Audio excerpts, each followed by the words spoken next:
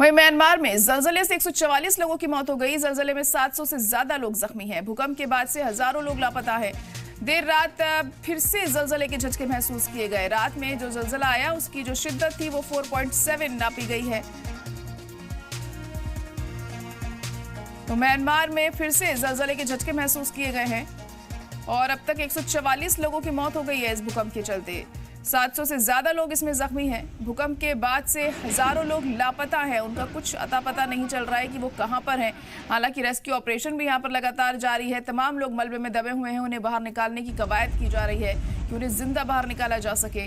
और कल रात एक बार फिर जलजले के झटकों को महसूस किया गया, लेकिन इनकी तीव्रता 4.7 बताई जा रही है।